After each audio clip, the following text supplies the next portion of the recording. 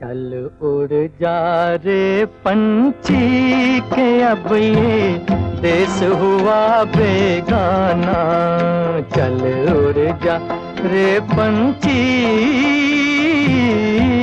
21वीं सदी के भारत में यातायात के तमाम साधन होने के बावजूद लोग पैदल चलने पर विवश हैं। दक्षिण भारत के तेलंगाना से भागलपुर की पैदल यात्रा कितनी कठिनाई भरी होगी, यह सोचकर ही रूह कांप उठता है। सरकार उदासीन है, इसलिए प्रवासी श्रमिक अभी भी रास्ते पर निर्भर है। प्रवासी श्रमिक सड़कों पर चलते हैं। एक के बाद एक सड़क दुर्घटनाओं में होने वाली मौतों की संख्या में वृद्धि हो रही है, लेकिन घर लौटने वाले श्रमिकों का हुजूम रुकने का नाम नहीं ले रहा। इसका जीता जागता उदाहरण रविवार दोपहर हावड़ा के सलप मोड़ पर देखने को मिला। रविवार दोपहर तेलंगाना से भागलपुर के लिए निकले 35 श्रमिकों के समूह को डोमजूर के पास सलप मोड़ पर देखा गया। डोमजूर थाने की पुलिस ने उन्हें रोककर उनसे पूछताछ की। पता चला कि भागलपुर जाने वाले ये मजदूर आंध्र प्रदेश के तेलंगाना में एक चावल मिल में काम करते थे। लॉकडाउन होने के बाद मिल बंद हो गई।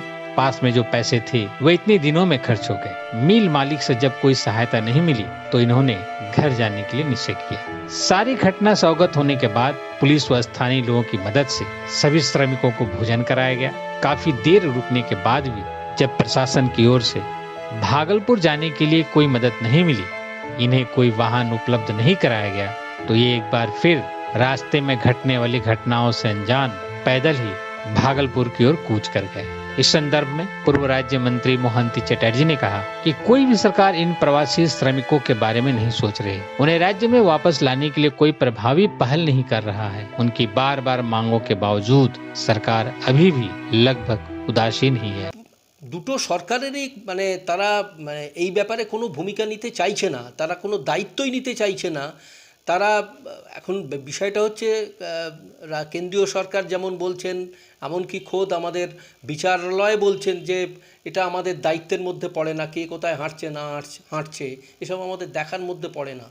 কেন্দ্রীয় সরকার এবং রাজ্য সরকার তারা প্রথম থেকেই পরিযায়ী শ্রমিকদের ফেরার ব্যাপারে এবং তাদের আরও অন্যান্য যে সমস্ত সুযোগ সুবিধার দাবি বামপন্থীরা এবং অন্যান্য দলও তারা করেছেন, বিশেষ করে বামপন্থীরা তুলেছেন, সেই ব্যাপারে দেখা যাচ্ছে এখনও পর্যন্ত কেন্দ্রীয় সরকার এবং রাজ্য সরকার তারা নীরব ভূমিকা পালন করছেন।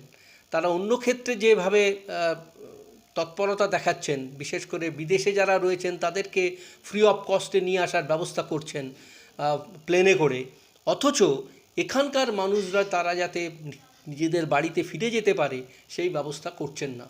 হয় তাদের নিজেদের যেখানে থাকছিলেন এতদিন তাদের থাকার ব্যবস্থা, খাওয়ার ব্যবস্থা করা উচিত ছিল, আর যদি তা না হয়ে থাকে তাদের ফেরার ব্যবস্থা সেই তাদের করা এবং তারা যাতে যথাযথভাবে বাড়ি ফিরে আসতে পারে, কারণ তাদের ছাদ নেই, থাকার জায়গা নেই, আয় নেই, একটা চূড়ান্ত অমানবিক অবস্থার মধ্য দিয়ে তাদের জীবন অতিবাহিত করতে হচ্ছে। গতকালই আমরা দেখলাম প্রায় 36 জন মানুষ এইভাবে পথ দুর্ঘটনায় মারা গেলেন। এটা ভাবা যায় না এবং কোনো পদক্ষেপ নেই, কারোর কোনো তাপ উত্তাপ নেই।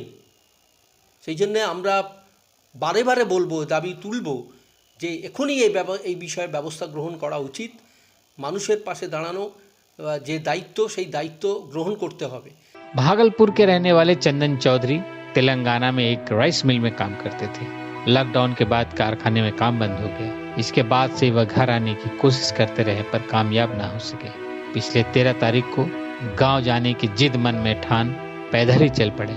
पैदल चलते चलते कुछ दूर पहुंचने पर किसी गाड़ी वाले से सहायता मांग कुछ दूर सफर तय किया और फिर पैदल चल पड़े। लोगों के इस समूह में श्रमिकों के इस दल में चंदन चौधरी भी शामिल थे। इन्हें भागलपुर जाना है। हम लोग 13 तारीख को चले हैं वहाँ से, तेलंगाना स्टेट से खम्मम कुदार से। कुछ दूर गाड़ी पे बैठ के चलते, कुछ दूर ले जाके 2-4 किलोमीटर उतार देते, फिर वहाँ से हम सब लोग 10 किलोमीटर आगे चलते। कोई गाड़ी वाले कहाँ देता रोकते, वही कहीं गाड़ी पर भी खाने का व्यवस्था होता, खा लेते गाड़ी पर, फिर उतार देते। फिर लोग हम 10-15 किलोमीटर चलते, फिर गाड़ी पकड़ कैसे कर चावल राइस मिल पे काम कुछ डाउन हो गया। हम सब लोग को राशन नहीं देता था, इसीलिए हम लोग चले आए। 5-6 महीने तक वहाँ हम काम किए, इसलिए हम सब लोग चल दिए हैं। काम कुछ बंद हो गया था। पाँव तो दर्द कर ही रहा है, लेकिन फिर भी तो कोनो भी हालत से घर तो पहुँचना ही है। हम सब लोग को आप कुछ राहत कीजिए, गाड़ी घोड़ा को व्यवस्था कीजिए, हमको भागलपुर जाना है। उधर कोई डिसीजन नहीं दिया, कोई अथी नहीं लिया, वो प्रशासन गाड़ी रोका करके चढ़ा देते और वो कुछ दूर जा कर के छोड़ देते, फिर अगला टेंट स्टेशन में वैसे भी प्रशासन रोका करके गाड़ी चढ़ा देते, फिर उतार देते।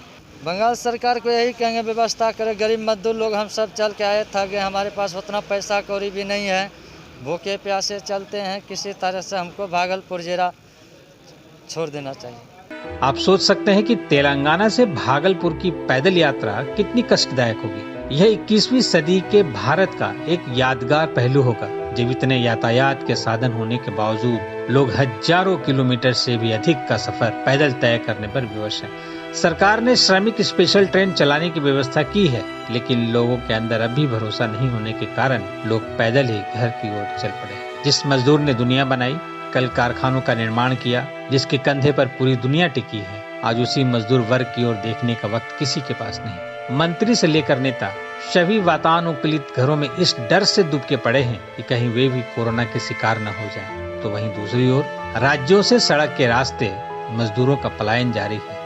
भारत की ये दर्दनाक तस्वीर न सिर्फ लोगों के मन में हलचलें पैदा कर रही है, बल्कि यह भी सोचने के लिए मजबूर कर रहा है कि क्या मजदूरों की यही नियति है? क्या उन्हें यूं ही सड़कों पर मरने के लिए छोड़ दिया जाए? आखिर कब खुलेगी राज्य सरकारों की नींद? आखिर राज्य सरकारें इतनी लापरवाह क्यों हैं? शायद इसका जवाब किसी के पास नहीं। युवा शक्ति के लिए उमेश तिवारी की रिपोर्ट, हावड़ा। अपने इलाके की खबरों को जानने के लिए युवा शक्ति चैनल को सब्सक्राइब करें।